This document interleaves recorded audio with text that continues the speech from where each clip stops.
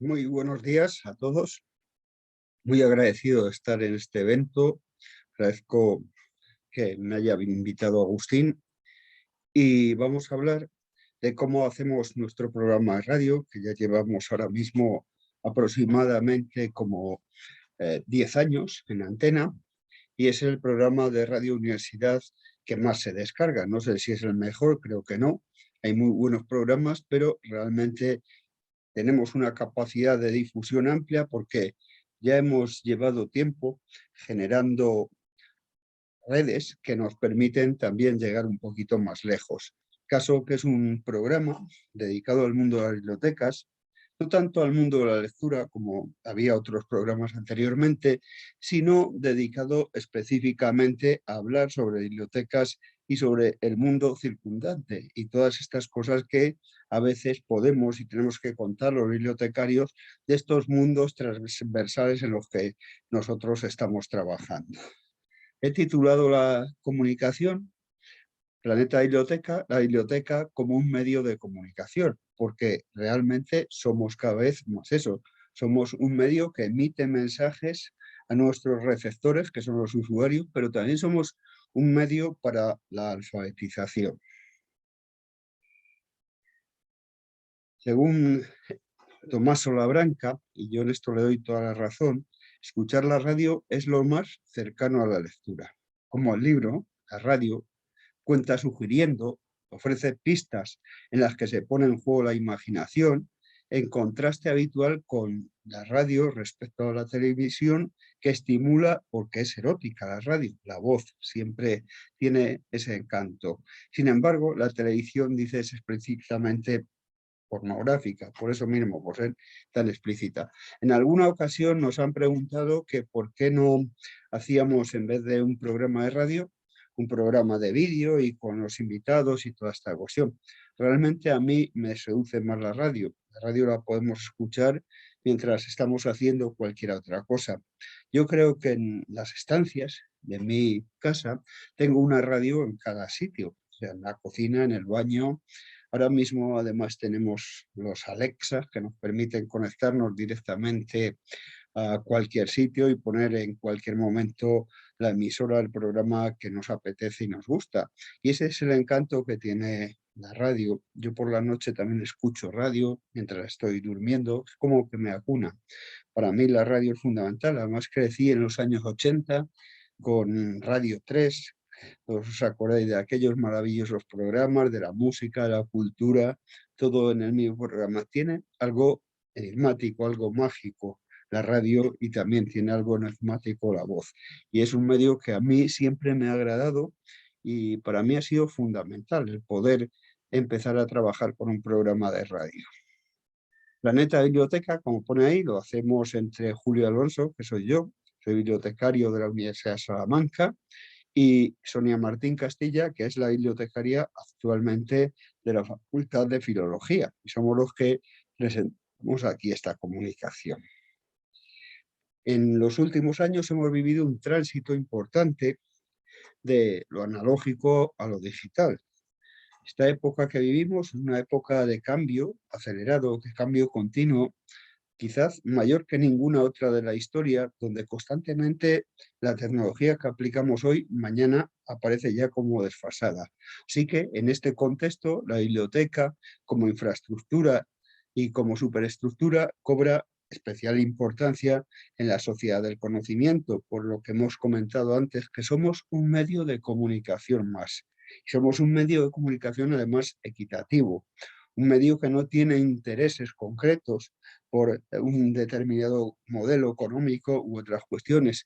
Enseñamos espíritu crítico en nuestras clases a discernir entre la información real y la falsa en este mundo que estamos llamando de posverdad, que incluso la Organización Nacional de la Salud habló de que estaba luchando contra dos enfermedades, la enfermedad propiamente dicha, pero la pandemia, el COVID-19, y por otra parte también esa otra enfermedad que es el mundo de las noticias falsas. Por lo tanto, una y otra cuestión están ahí planteadas y la biblioteca es un medio en ese sentido neutral, un medio equitativo que intenta siempre dar un mensaje lo más correcto y adecuado posible. Ahora mismo también se están convocando o concretando nuevos espacios. Cada vez es más fácil de acceder a la información a través de redes informáticas y las bibliotecas están obligadas a crear nuevos espacios para mantener también su relevancia. Ahora, la información que antes encontrábamos vía Internet resulta que encontrábamos en bibliotecas, resulta que ahora está en Internet, o mucha parte de ella, no toda, evidentemente. Y esa información ahora mismo también pues, no es lo más relevante, lo que es dentro de nuestra biblioteca. Cuando un investigador empieza sus tareas de programación y de recogida de bibliografía, generalmente ya no acude a la biblioteca como acude antes. En un 80% de los casos acuden a Internet. Nosotros seguimos proporcionando ese servicio, pero cada vez estamos proporcionando nuevos servicios más allá de lo que es las paredes o el entorno de nuestra biblioteca. Así que la biblioteca cada vez es un creador de contenidos, no simplemente un mero receptor. Incluso ahora con el modelo de makerspace o espacios de creación está sucediendo algo similar.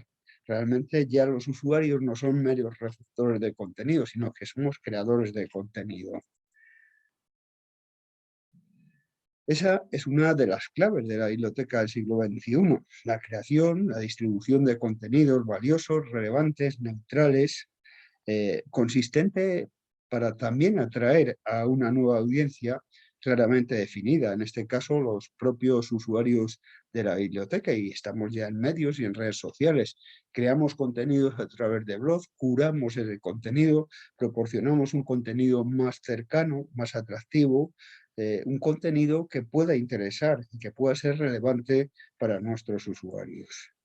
Los últimos años también hemos visto cómo la información que hemos tenido siempre, que era en formato analógico, cada vez va comprimiéndose, como vemos en ese esquema, nos aparece en los años 60, donde vemos que lo impreso ocupa como un 26% del espacio.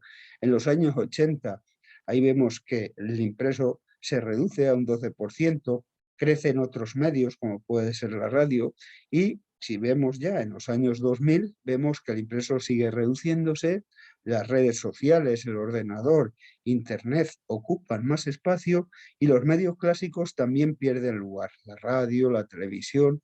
Muchos jóvenes ahora mismo ya no se informan a través de prensa, no se informan a través de, con sus consecuencias, que esto tiene sus consecuencias a través de televisión, sino que están informados pero a través de redes sociales.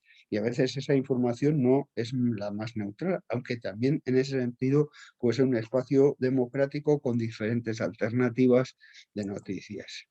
Bueno, otra parte también que es significativa en cuanto a esto es que se venden ahora mismo menos diarios que se vendían en los años 40. La prensa se ha abocado al consumo digital. Y esto plantea un problema en el mundo también de la comunicación, porque cada vez más gente está informándose de noticias a través de otros medios que no son medios a veces muy neutrales y muy fiables. Por lo tanto, lo que vemos es que ahora mismo el consumo digital y el mantenimiento también de un periódico ha abocado a algunos a no tener ya siquiera versión impresa, como sucede con Diario.es o con otros, o con Público, que antes sí la tenía. Sin embargo, como vemos ahí, las visitas medias a las webs de prensa se están incrementando. Ahí vemos cómo en los últimos años ha habido un importante tirón hacia arriba, esa curva, y cómo además esto se ha mantenido a lo largo de estos últimos años. Vemos ahí hasta 2018. La radio es el sector de las noticias que también está dividido entre la radio, como la veíamos tradicionalmente, a través de las ondas, sea vía AM o FM, y los formatos digitales que ahora mismo también las radios están produciendo en forma de podcast. A partir de 2021, un 41% de los estadounidenses de 12 años o más dice que escuchan un podcast al menos al mes. Por lo tanto, es un nuevo medio o se reinventó este medio de comunicación. En España, por ejemplo, con datos de la Asociación Nacional de Medios de Comunicación, vemos que la radio supera los 20,5 millones de oyentes al día, una cifra nada desdeñable porque aproximadamente es la mitad de todos los españoles. Y se han incrementado en todas las franjas, en especial de 6 a 10 de la mañana. Estamos oyendo radio probablemente mientras cocinamos, mientras estamos trabajando, y las emisoras musicales, como dice ahí, está 9,5 millones de oyentes, tiene la semana, los podcasts más escuchados son 2,5 millones de usuarios que tienen también, por lo tanto, es una cifra también que está ahí. ¿Cuándo se escucha la radio? Pues como vemos ahí, se escucha la radio cuando estamos en casa, en el 67% de los casos, también en el trabajo, un 25%, y también en los desplazamientos con un 8%, según la Asociación de Medios de Comunicación de España. Los podcasts, como hemos comentado antes, están reinventando la radio con los nuevos medios. En 2004 aparecen los podcasts, llamaron guerrilla media, autoblogging, podcasting, y finalmente el término que triunfó es el de podcasting, que es una abreviación, una contracción entre iPod y casting. O sea, entre lo que es un iPod, un aparato, un dispositivo, y el casting, que quiere decir escuchar. Los podcasts se almacenan normalmente en formato MP3, es el formato quizás más universal de poder escuchar música, y además se ponen en kioscos musicales, como es el kioscos de audio, como es iVoox.com, que permiten pues todo el trabajo y todas las posibilidades que tienen las redes sociales, de la escucha 24 horas, 7 días a la semana, todos los días del año, un 24/7, como dice ahí. Los podcasts de radio se alinean perfectamente además con el concepto de movilidad y de e-learning, también la enseñanza a distancia. Como hemos dicho, se trata de un servicio de 24/7. La ventaja es que fortalecen el atractivo del podcast, que se puede consumir pues, mientras estamos haciendo deporte, corriendo, mientras paseamos al perro o incluso mientras conducimos, y podemos escuchar el programa en cualquier parte y en cualquier lugar. Aquí vemos una estadística de escucha de podcast en el último mes. Ahí lo tenéis, de la Universidad de Navarra, y España, por ejemplo, escuchan podcast un 41% de las personas, porque ya nos permite escuchar fuera de los horarios habituales, y si nos hemos perdido el programa podemos reescucharlo, y eso pasa con nuestro programa de radio, con Planeta Biblioteca y con los programas de música.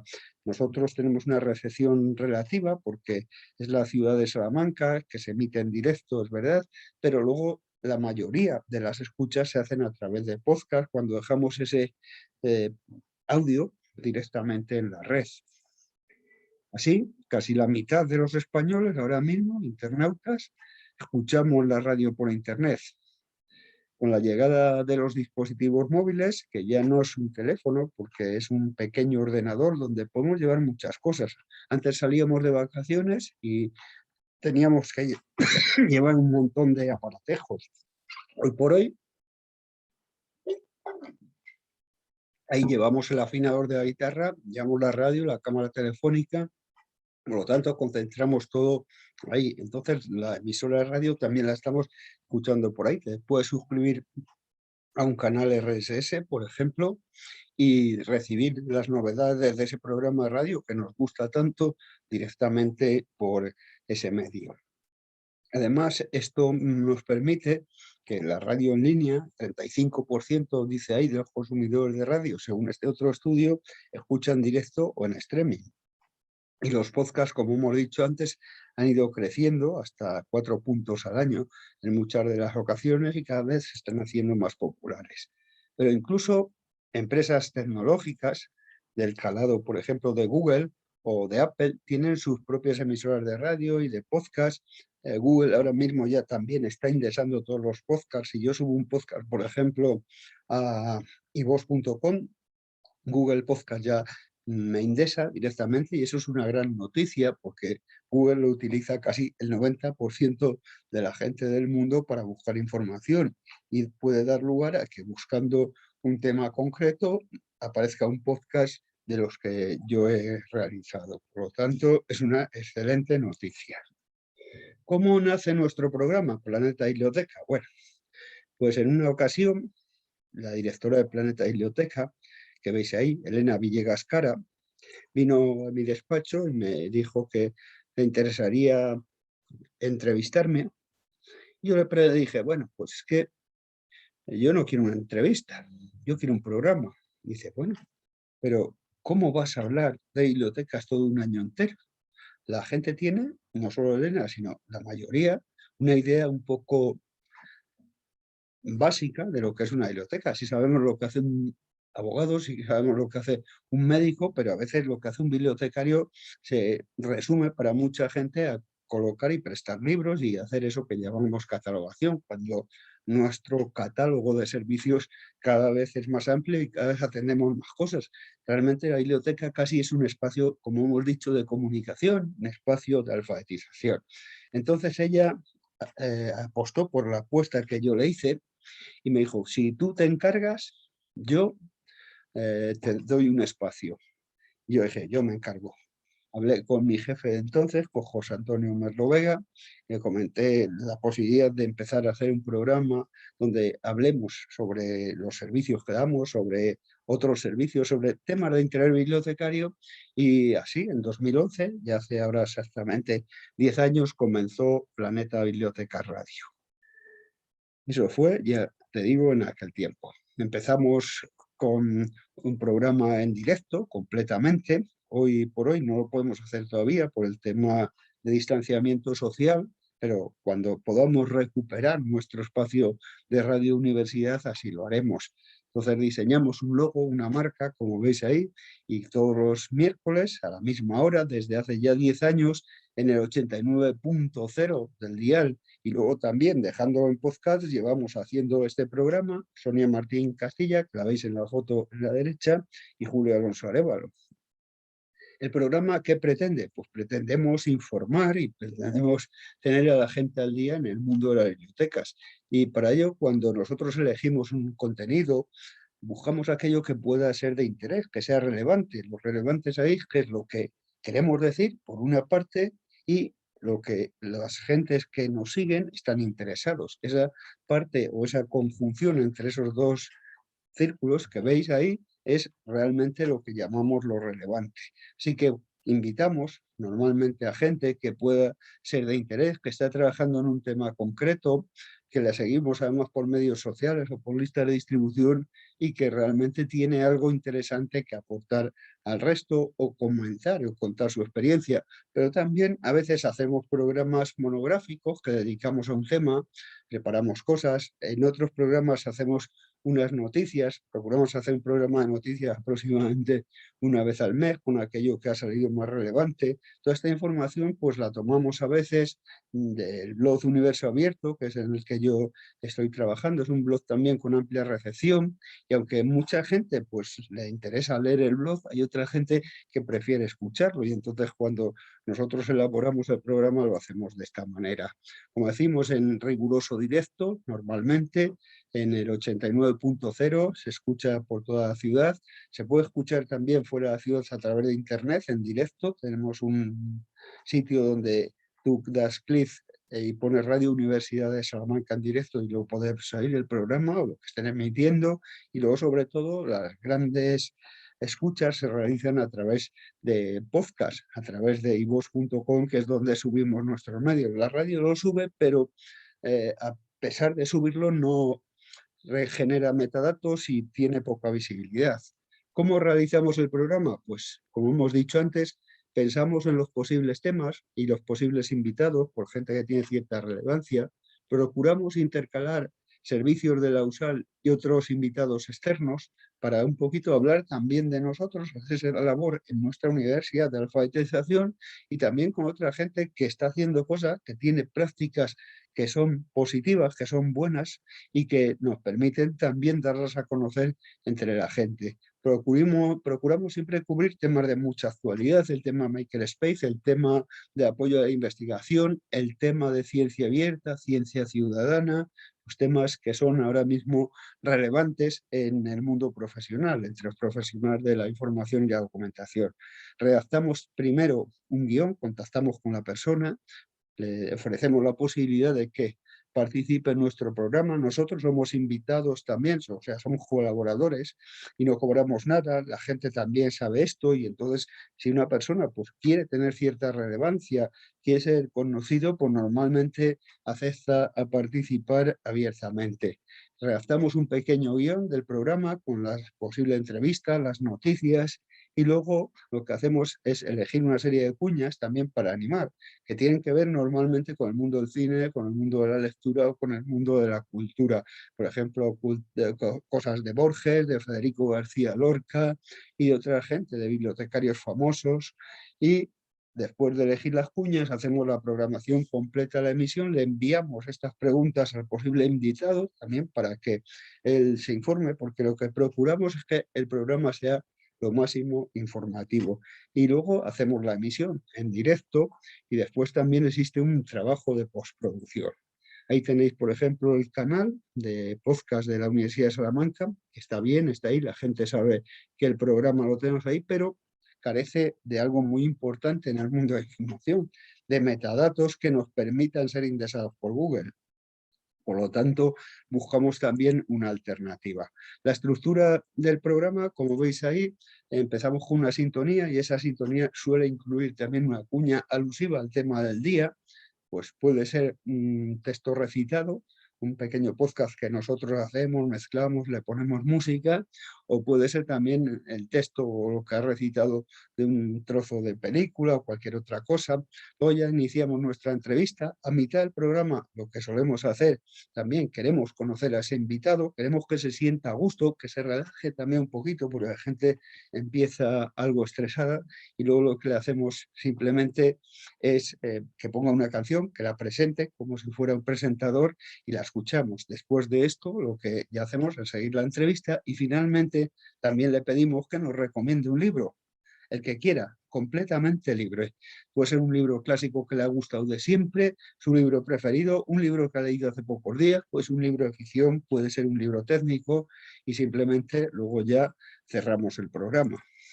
Ahí tenéis el guión de la emisión, es algo como muy pautado que vamos haciendo, vamos estableciendo, sobre todo porque el tiempo a veces se consume de forma muy rápida y tiene que ir todo perfectamente programado.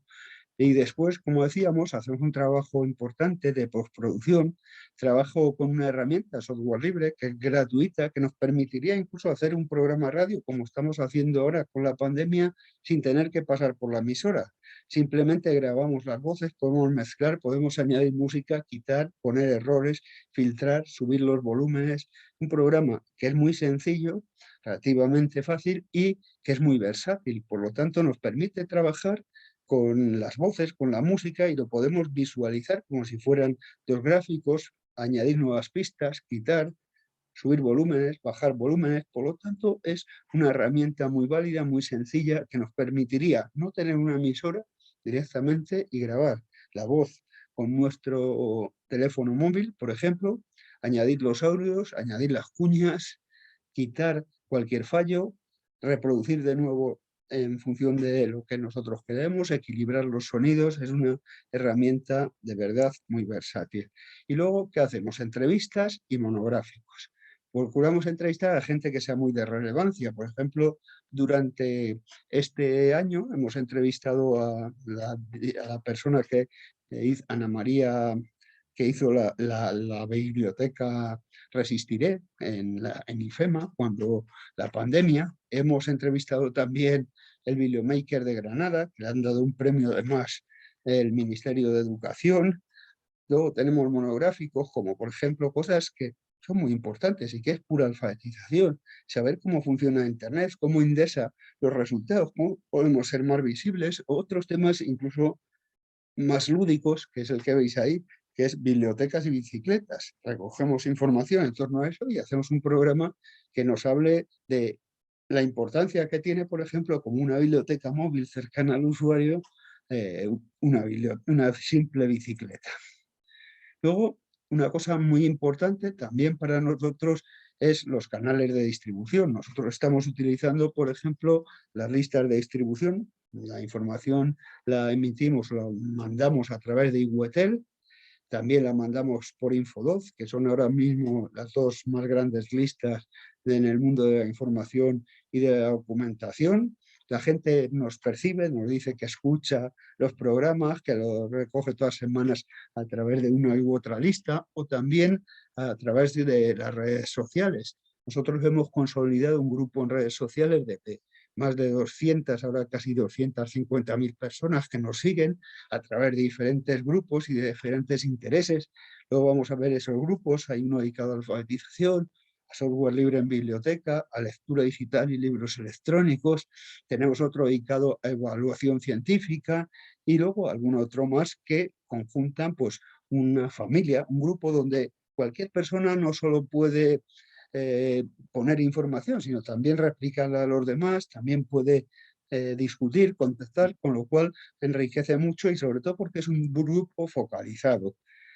Y luego, pues, ¿qué vamos haciendo más? A través de estos canales tenemos todo un esquema, como veis ahí, de trabajo que hacemos a través de diferentes medios, casi todos gratuitos, desde gestores de referencia, listas de distribución, la emisora de radio, los canales, y nos permite configurar un sistema de comunicación alternativo, un sistema de comunicación que nos permite llegar a mucha gente, basarnos en los intereses, sobre todo los datos que vamos recibiendo hoy en día, lo que llamamos datos masivos o Big Data, tienen un poder fundamental. Incluso el Foro Económico Mundial ha llegado a decir que es lo que va a sostener el futuro, tener datos para poder tomar decisiones informadas. Y eso es lo que nosotros hacemos para recoger aquello y saber qué es lo que le interesa más a las personas y poder programarlo en nuestro programa.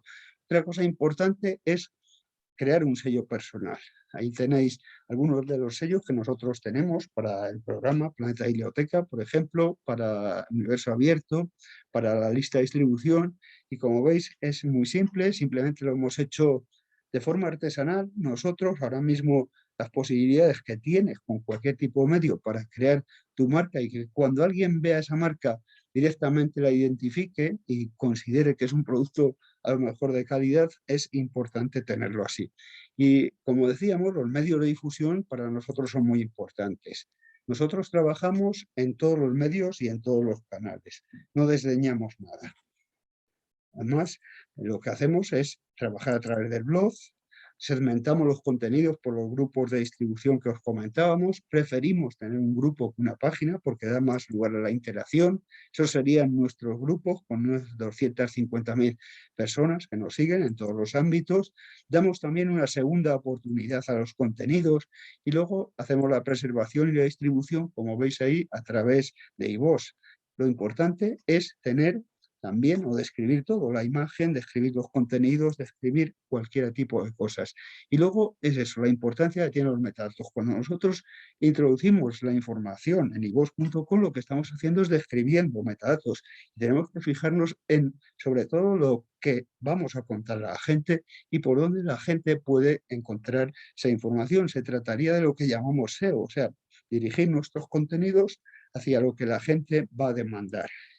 Ahí tenéis las descargas del programa en el último año que veis ahí, que son más de 12.000 descargas, me parece, del programa. O sea, un programa de biblioteca pues es una cifra considerable, cuando menos. Hay desde los países que nos han descargado, que veis es casi todo el mundo, salvo un poquito de África y parte de Asia, en el último año. Ahí tenéis, por ejemplo, los descargas programas, los que más se han descargado por España, en Estados Unidos y luego también, como veis, en toda Latinoamérica. Ahí, desde los dispositivos que se están escuchando los programas, ahí vemos que a través de la web y la aplicación de iVoox son los dos principales canales que nos están recibiendo. Ahí tenéis cómo hemos ido creciendo en los últimos años, las suscripciones. Como veis, cada vez tenemos casi 1.400 seguidores en nuestro canal, como podéis ver ahí. Ahí los programas más escuchados. El programa ahora mismo más escuchado es uno que se hizo sobre el software Alma, luego hay otro sobre el club de lecturas. Bueno, ahí los tenéis, pero veis, el programa más escuchado tiene más de 3.000 audiciones, lo cual también es una cifra que consideramos que pueden ser importantes. Curiosidades, pues también en la Universidad de La Habana, una profesora emite el programa todas las semanas, lo pone en clase y luego lo comentan los alumnos. El programa dura aproximadamente media hora, 40 minutos, que escuchan y después en ese programa se comenta entre los alumnos lo que se ha dicho, lo que se ha comentado, si están de acuerdo o no. Esto me lo dijo la propia profesora. Y luego otros alumnos me han dicho que le están sirviendo para las oposiciones, que escuchan el programa cuando salen a hacer deporte, que le llevan en el podcast de iVoox y que les sirve para la actualización de los temas también a nivel profesional. Aquí tenemos programas similares que también se están haciendo en el mundo. Ahí tenéis Radio Vallecas y la mayoría de ellos, o el Espacio Avin o Interlínea, o Onda UNED, que hicieron este programa a partir del programa nuestro. O sea, que nosotros creamos esta tendencia, porque antes a lo mejor iba un bibliotecario al programa y hablaba de lecturas, pero programas dedicados específicamente a bibliotecas, a su mundo, a los profesionales, no había. Y a mí me resulta muy grato cuando voy a Latinoamérica que haya personas que dicen, te inviten al programa en Argentina, en Perú, en México, en Colombia, y te digan que su programa nació a raíz de la idea de nuestro programa, con lo cual pues nos agrada un montón. Y simplemente aquí tenéis un recurso que os permitirá también trabajar en este mundo sin siquiera tener, como digo, una emisora de radio, que es como hacer una radio. Y sin más, nos despedimos, Sonia, Julio Alonso, y cualquier pregunta, pues estamos a vuestra disposición. Y escuchar la neta biblioteca de Radio Universidad de Salamanca. Muchas gracias.